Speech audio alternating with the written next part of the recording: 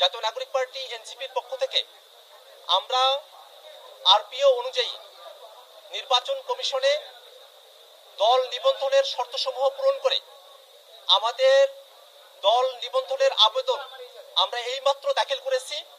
নির্বাচন কমিশনের কর্মকর্তাগণ আমাদের আবেদন তারা রিসিভ করেছেন, আমাদেরকে রিসিভ কপি তারা দিয়েছেন এবং একটি দল নিবন্ধনের জন্য যে শর্তগুলো প্রয়োজন হয় সেই শর্তগুলো পূরণ করে আমাদের মূল আবেদনের সঙ্গে যে সংযুক্তিগুলো আছে সেই সংযুক্তিগুলো নিয়ে আমাদের অন্যান্য নেতৃবৃন্দ তারা পথে আছেন, তারা আসছেন। আমরা সেই অন্যান্য যে ডকুমেন্টসগুলো আছে সম্পূর্ণ ডকুমেন্টসগুলো আমরা এখানে সাবমিট করব।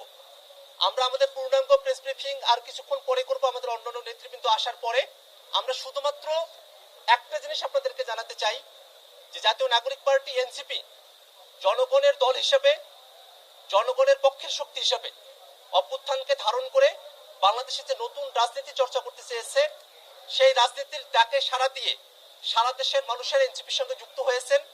তাদের সকলের সদস্য ফর্মগুলো, আমাদের কমিটিগুলো, সম্পূর্ণ ডকুমেন্টস আমরা আজকে জাতীয় নাগরিক পার্টির পক্ষ থেকে নির্বাচন কমিশনে এগুলো আমরা দাখিল করছি।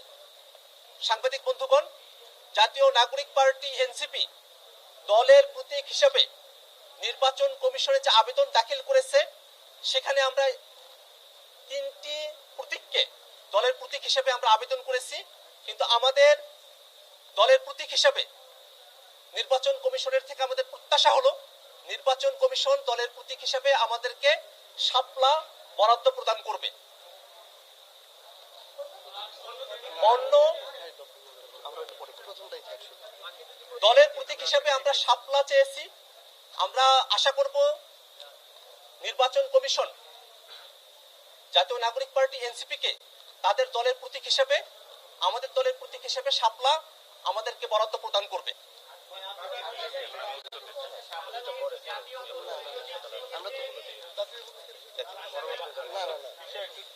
সাংবাদিক বন্ধুরা